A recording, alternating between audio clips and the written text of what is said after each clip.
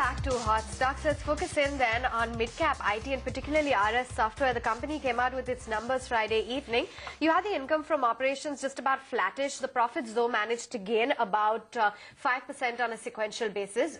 Jain, CMD of the company, is with us. To start off with, Mr. Jain, take us through the Q2 highlights while talking about your growth as well as the traction that you're seeing across electronic payments, testing and data analytics.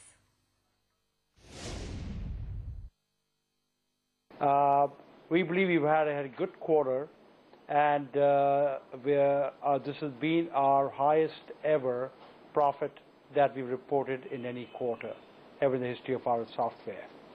I had mentioned the last time I was on your channel that we have a very directed strategy to reduce our client concentration, and we are in the transition of that over the next few quarters.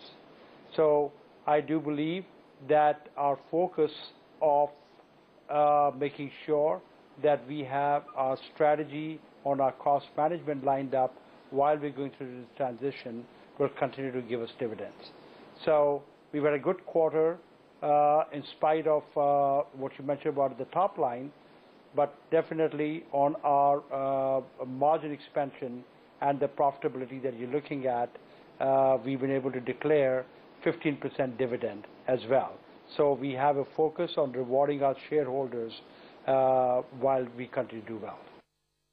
Also, tell us about your margin performance and the factors behind it this time, and where can we see your exit margins for this fiscal?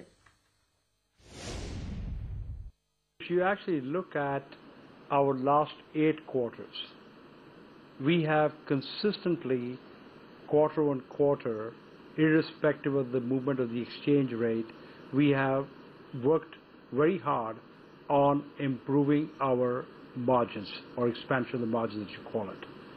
And this is a conscious strategy that we are executing successfully at our software using automation tools like the ERP and making sure that the information is available more timely to our decision makers.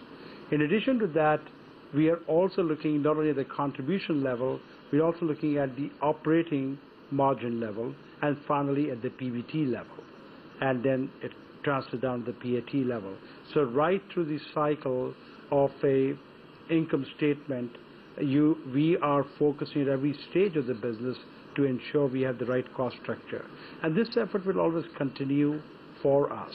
And we believe that our growth in the marketplace is a combination of our domain focus in payments and our ability to deliver the best to our clients into the price performance and in terms of the value that we bring to them by being a domain focused player. We'd like to know a little bit about your key deal wins and where your order book stands right now. What's the visibility on your ramp-ups going forward? Okay. So like I mentioned, that our focus, part of our margin expansion strategy is also to execute higher amount of work from lower cost locations like India.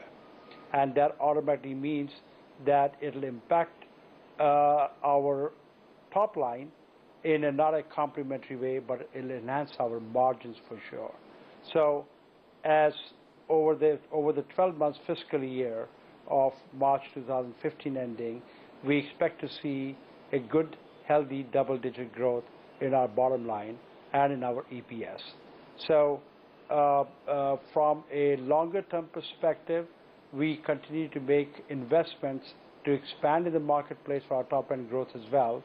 And on a shorter-term period, over the next 3 to 6 months, our focus is more to make sure that we align ourselves correctly to execute from locations like India and hence bring about improved margins to our performance and be able to reward our shareholders in a healthy way.